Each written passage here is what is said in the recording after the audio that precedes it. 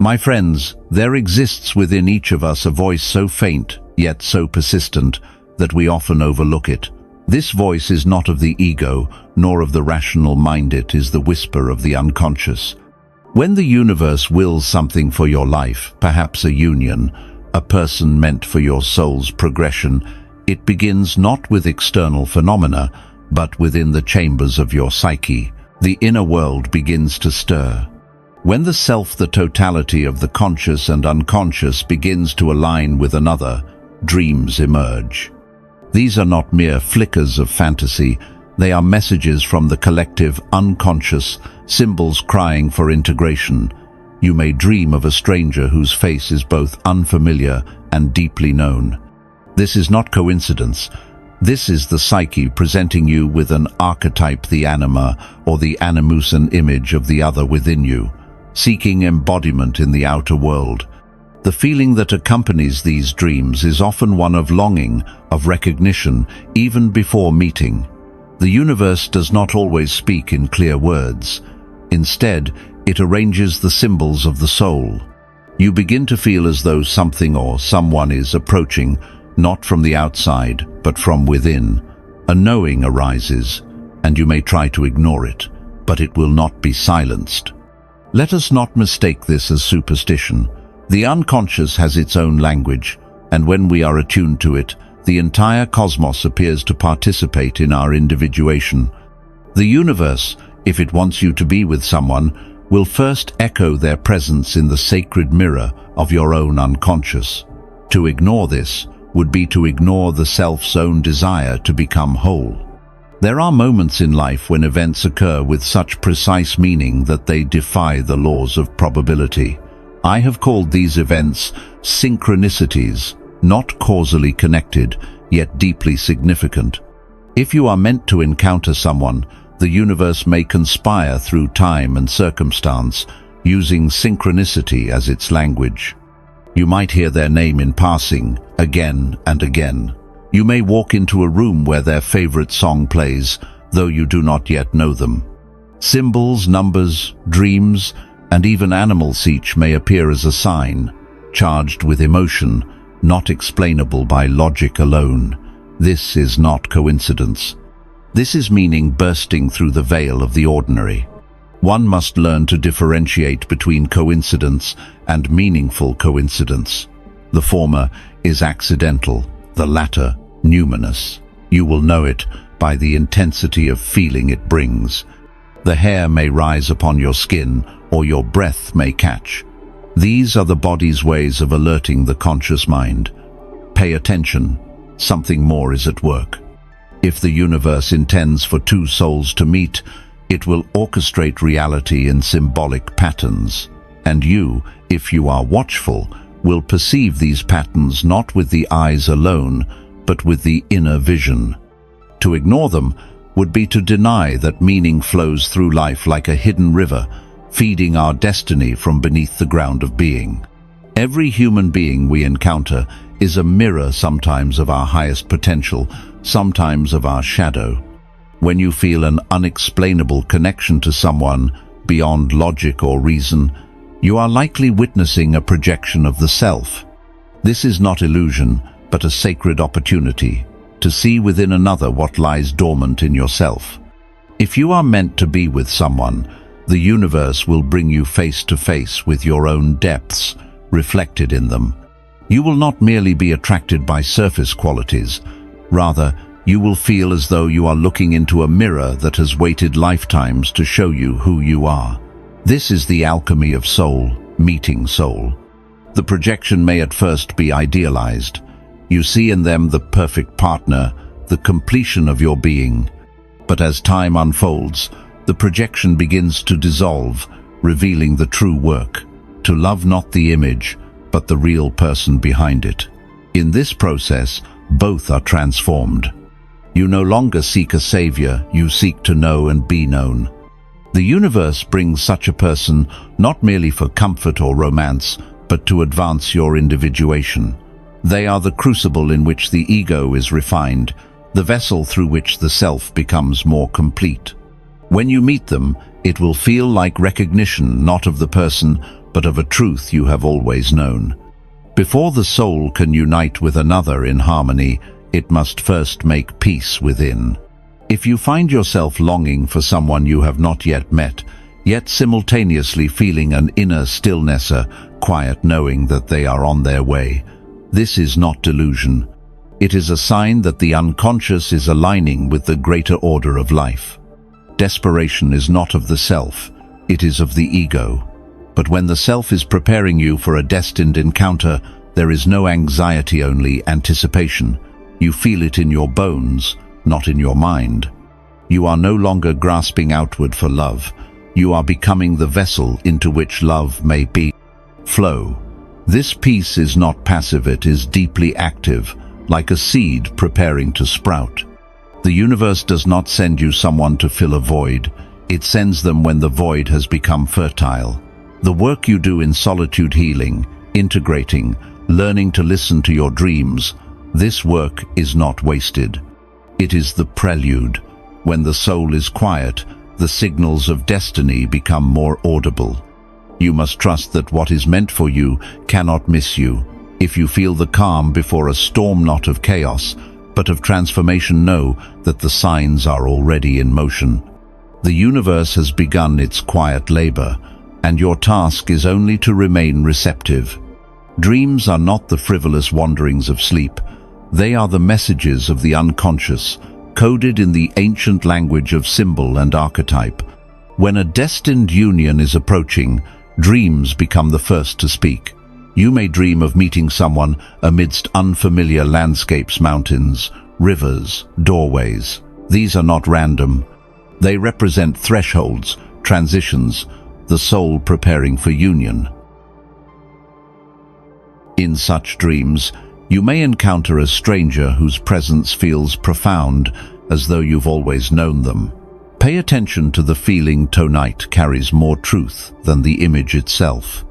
Jung once said, "The dream is the small hidden door in the deepest and most intimate sanctum of the soul. If you see that door and someone stands beyond it, you are being prepared." Dreams often speak before we are conscious of what is to come. They are premonitory, not of fate, but of possibility.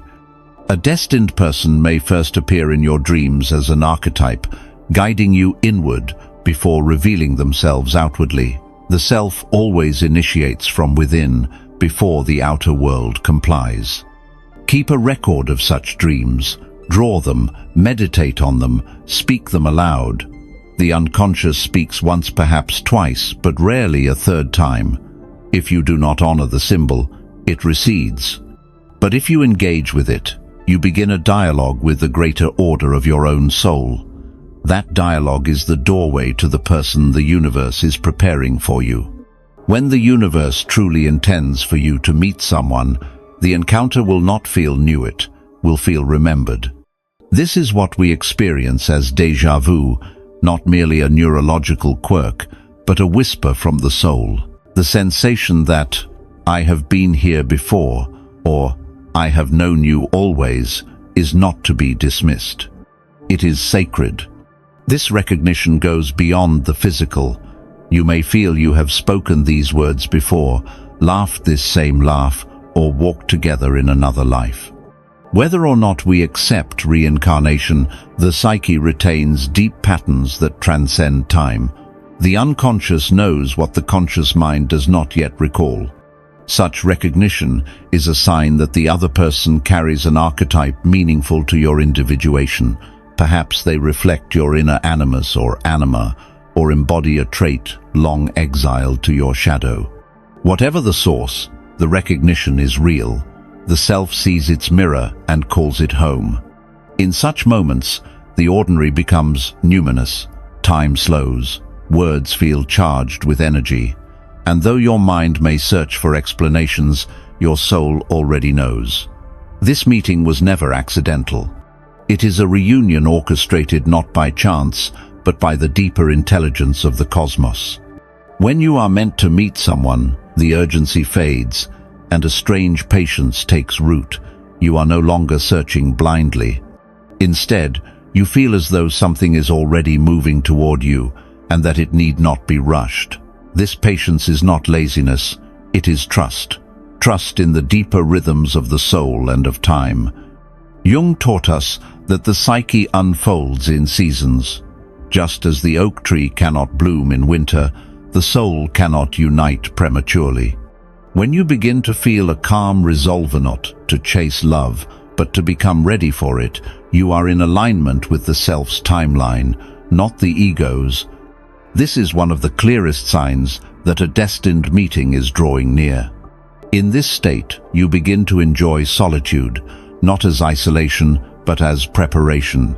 You feel the presence of something or someone not in body, but in energy. You begin to speak as though they are already near, because your unconscious has already begun to include them in your inner dialogue. Do not rush this state. It is rare, and it is sacred. When the soul is this quiet, the universe begins to draw near. In this silence, the right person will arrive not as interruption, but as the natural continuation of your inner journey. Many speak of the soulmate as though it were a romantic fantasy, but the archetype of the soulmate is deeply rooted in the collective unconscious. It is not a mere partner, it is the other half of the psychic whole. When this archetype activates in your life, you begin to seek not just a person, but a myth made real. In the soulmate, you do not merely find affection, you find transformation. They challenge you, awaken you, disturb your habitual patterns. You do not remain the same in their presence, and this is precisely their function. The self does not send comfort, it sends fire. It sends those who burn away illusion. You may resist such a connection, you may fear it, but if the universe has willed this union, it will persist. You will be drawn together again and again, through circumstances both joyous and painful. For the soulmate is not here to complete you, they are here to mirror you, to force you into wholeness. When you begin to yearn for something you cannot name, when no relationship satisfies because something deeper is calling, this is the archetype stirring. It is not a longing for a person, but for the soul's other voice. And when they arrive, you will know not because it feels easy, but because it feels necessary. When you are nearing a destined connection, your life begins to shift. Things that once felt difficult begin to flow. You find yourself in the right place, meeting the right people, drawn to books, ideas, and environments that nurture your soul's evolution. This is not accident, it is the energy of alignment. The unconscious is not idle. When it senses the approach of another soul who resonates with your individuation, it moves. It organizes your external reality to reflect the internal readiness. You may suddenly be led to a place you never intended to go, and there seemingly by chance you find them. The key here is not to force, but to follow. If life begins to arrange itself more harmoniously, if events seem to click into place, this is the self guiding you toward a fated encounter. The ego could never plan such things. Only the deeper psyche can orchestrate such movements with grace and subtlety. Listen to what life is telling you. The signs are not always grand, they are often quiet. A new job, a cancelled flight, an urge to travel, all these may be the pieces falling into place. When life begins to move effortlessly, do not hesitate, follow. Someone is being placed in your path not by chance, but by design. Let us not forget that the signs of a destined union are not always light and beautiful. Often they are difficult. The universe prepares you not through comfort, but through contrast. You may be confronted by your shadow, your deepest fears, wounds, insecurities, before you meet the person you are meant to be with. This is not punishment. It is purification. The soul must be made ready. The parts of you that would sabotage intimacy must come to the surface and be healed. Often, just before a sacred union, the shadow grows loud. You may feel lost, anxious, or pushed into solitude. These are not delays, they are signals of imminent transformation. When the shadow awakens, the unconscious is saying, "What you seek cannot be received in your current form. It demands growth, and it demands surrender." If you heed its call through therapy, inner work, solitude, you will find that these painful moments were necessary rites of passage. So if you feel darkness before the dawn, do not retreat, move through it. For what awaits on the other side is not merely another person, but the version of yourself who can meet them fully. The universe does not withhold love, it readies you for it, and the shadow is its final teacher. There comes a time when you feel drawn to someone, not by desire nor by logic, but by something far older, far deeper, a gravitational pull from the soul itself. It feels as if your paths have already crossed somewhere beyond the veil of time. You may not understand it intellectually, but emotionally, spiritually, you are already entangled. This pull often begins before any words are exchanged. You feel their presence from afar. When you meet, it is as if time contracts. You may speak for hours, yet feel you've said nothing, or that you've said everything that needed saying. This is the soul recognizing its echo in another. It is not infatuation, it is remembrance. Many dismiss this as chemistry or chance, but those who walk the path of inner awareness know better. This attraction does not ask for possession, it asks for reverence. You are not being offered a distraction, you are being summoned, and the summoning comes from the self, not from ego or loneliness. Honor this pull, but do not try to possess it. Let it unfold, for the universe sends such people not to fill the void, but to show you the shape of your soul. If the connection is fated, it will return again and again, no matter how far you stray. The soul, once stirred, does not forget. In the realm of the psyche, timing is not measured by clocks, but by readiness. You may meet the right person at the wrong time, and nothing will bloom. Or you may find them again years later, and suddenly everything unfolds as if no time has passed. This is the alchemy of timing. The universe not only sends the person, it sends them when both souls are ripe. We often confuse timing with luck or chance, but the unconscious knows exactly when to stir the soul. It may delay a meeting for years, not out of cruelty, but because it is not yet sacred. The inner world must be prepared, the soil must be broken, the old roots removed. Only then can something eternal grow. When timing is aligned, it feels effortless, not easy, but natural. Conversations flow, resistance melts. You no longer feel the need to chase or convince. You simply meet, as if the universe had always intended this moment. And in truth it had. The psychic patterns converged, long before the encounter itself. Trust that time too is part of the divine intelligence. If you've met someone and it hasn't worked, it does not mean it was wrong. It may mean it was premature. Sometimes, destiny must wait until we are no longer ruled by our wounds. Only then can love become transformation, not escape. When the universe is preparing two souls for union, it may require silence between them. This silence is not absent sight, is a sacred pause. During these gaps, the unconscious continues its work. Both individuals are led into themselves, to shed illusions, to deepen, to grow. What seems like distance is often spiritual preparation.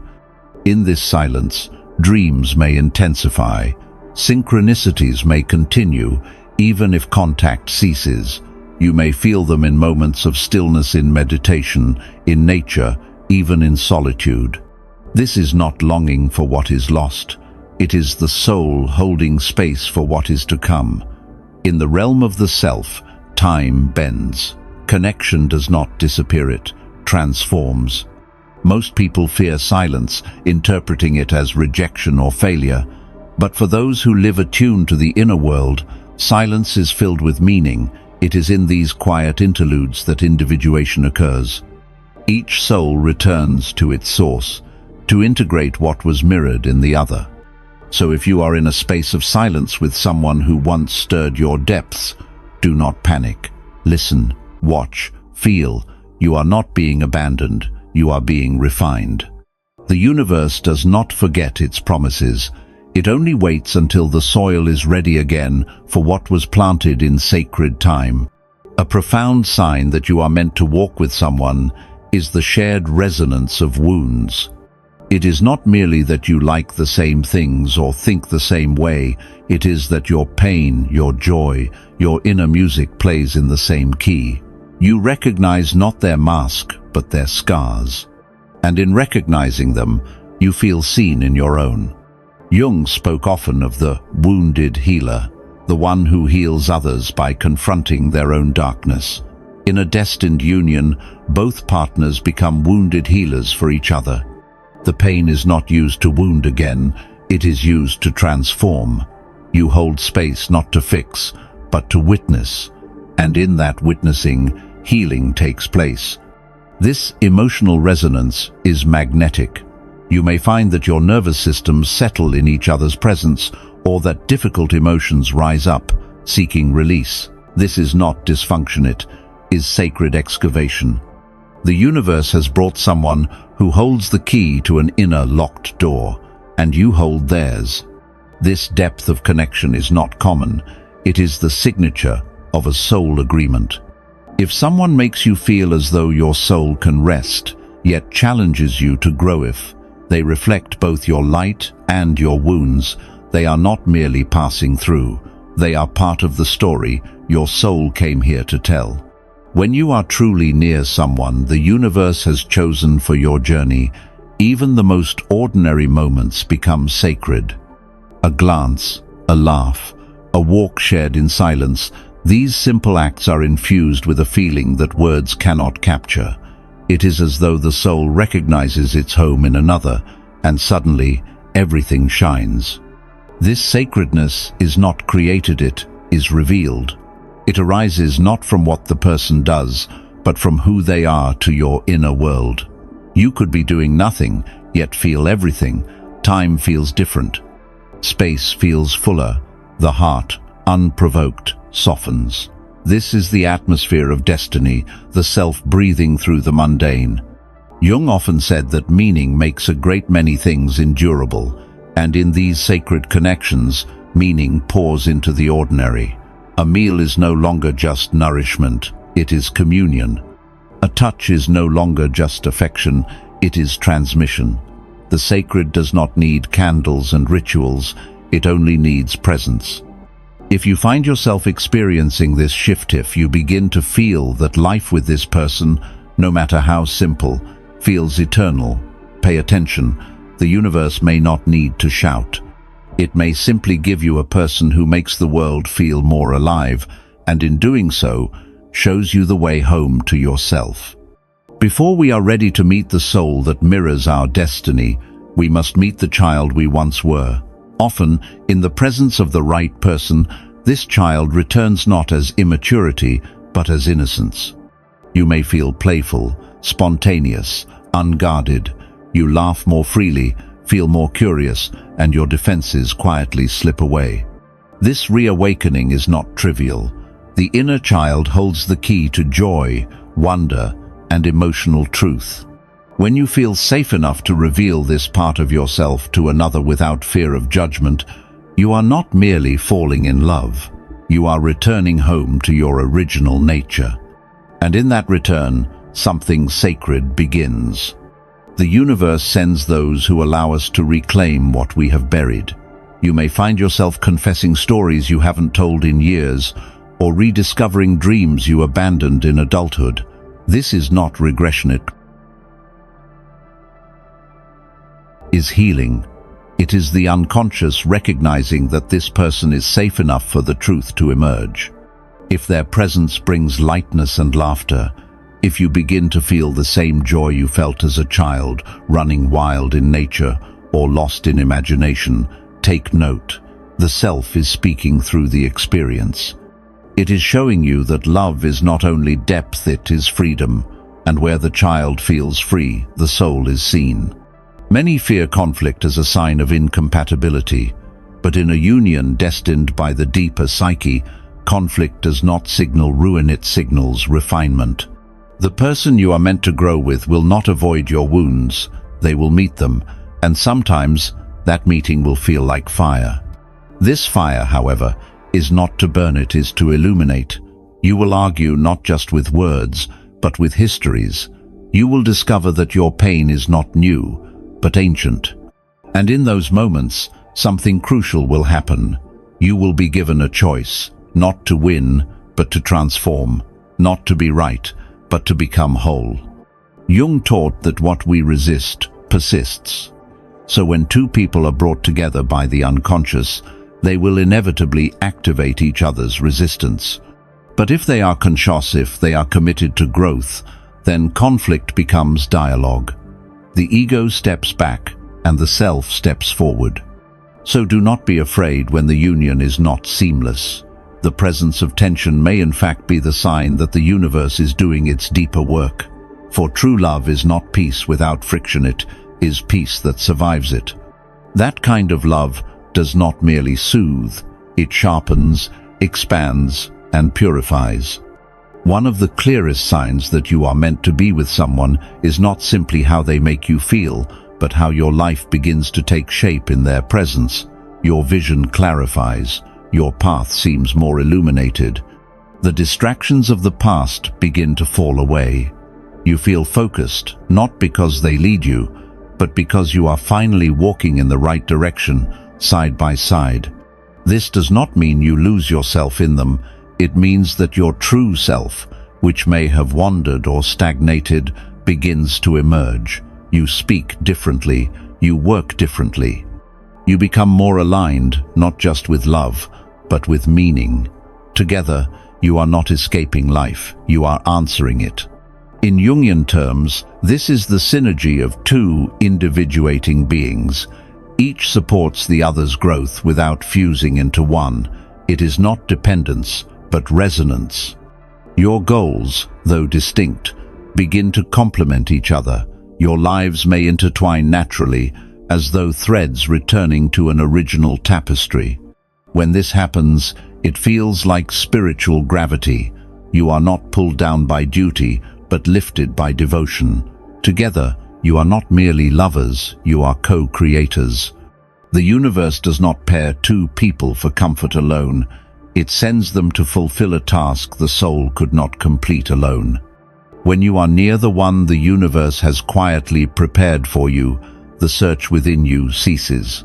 The restless desire to seek, to fill, to complete dissolves. You no longer look out into the world, asking, "Where are they?" Because your soul has already answered, "They are here." This disappearance of the search is not complacency, it is presence. You begin to live more deeply in the now. The hunger of the ego fades, replaced by the fullness of the heart. Even if the person is not yet fully in your life, you no longer grasp. You know, in some profound and unshakable way, that they are coming already here in spirit.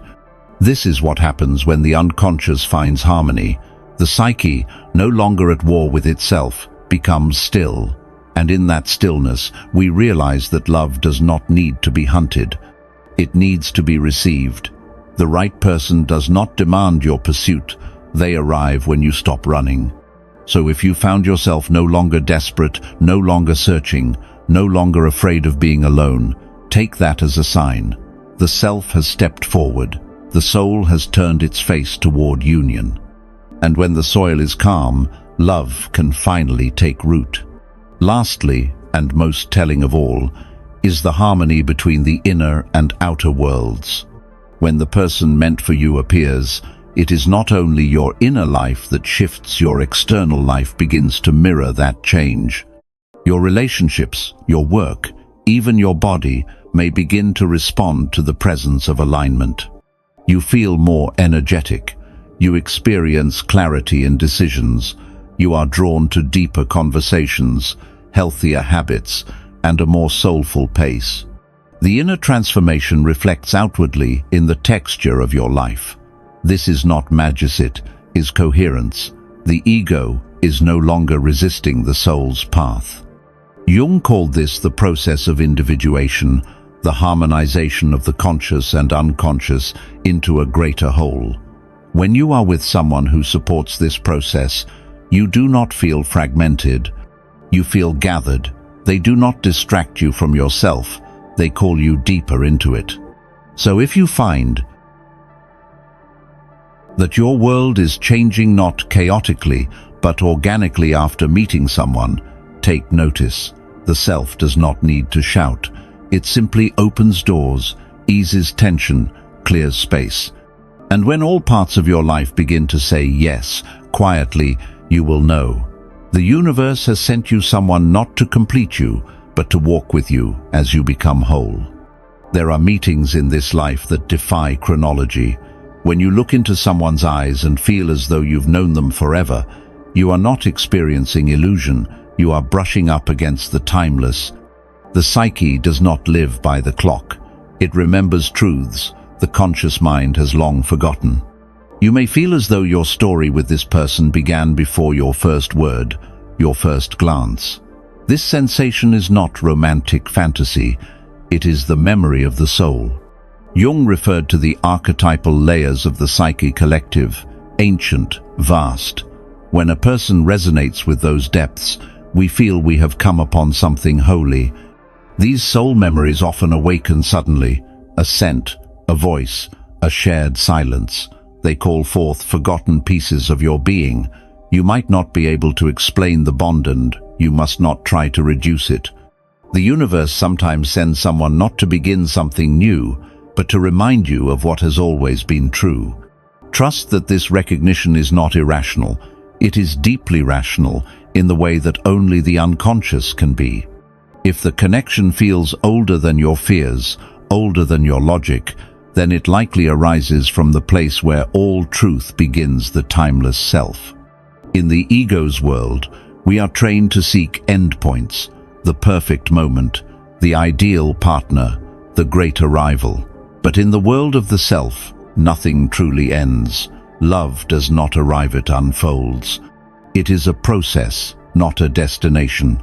The one the universe sends you will not be the final answer. They will be the next sacred question. You will not meet them and feel that life is complete. You will meet them and feel that life has just begun. Together, you will continue unfolding, layer by layer, like the rose slowly waking to the sun. And this is how it should be. If love were a fixed point, it would soon decay. But love that evolves is eternal. Jung saw the self as the guiding compass of the psyche, constantly moving us toward greater wholeness. The right person, sent by the deeper order of life, will not stop that journey. They will catalyze it. And every day with them will be an invitation not into comfort, but into becoming. If you feel that someone is not just a chapter, but a spiraler path that circles ever inward toward truth, then they are not just a partner, they are a process. And it is in that sacred unfolding that the self finds its fullest expression. There is a feeling so rare, so sacred, that we often have no words for it. It is the sense of coming home, not to a place, but to a presence. When you are with the person your soul has been prepared for, you do not feel like a guest. You feel like you have returned. This feeling may defy logic. You may not have spent much time together. You may not know the details of their life. And yet, something inside you rests. The constant turning of the inner wheels slows. Your breath deepens. Your nervous system, long braced for disappointment, relaxes. This is not comfort born of familiarity. It is recognition born of truth. Home is not where you began. It is where you begin to understand why you began at all.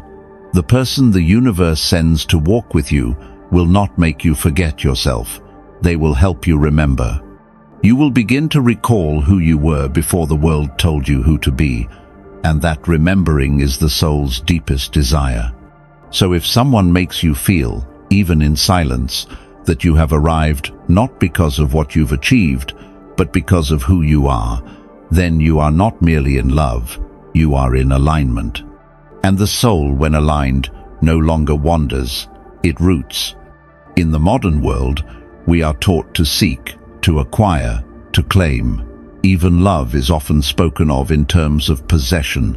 My partner, my soulmate, mine. But the soul knows no such ownership. True connection, especially one orchestrated by the self, is not possession, it is integration. To integrate someone into your life does not mean to control them. It means to allow their presence to inform your growth. You carry them not as an object, but as an echo. They are not in your grasp, they are in your psyche. They live not in your shadow, but in your light. This is why some unions remain powerful even in absence. The universe sends certain people to be internalized. Even if you part, their influence shapes you. You make decisions with their presence in mind. You grow in ways that reflect their impact. This is not attachment, it is soul memory. The archetype has been absorbed. Love that integrates is quiet, deep, and lasting. It does not demand, it offers. It does not capture, it communes. And in doing so, it fulfills the self's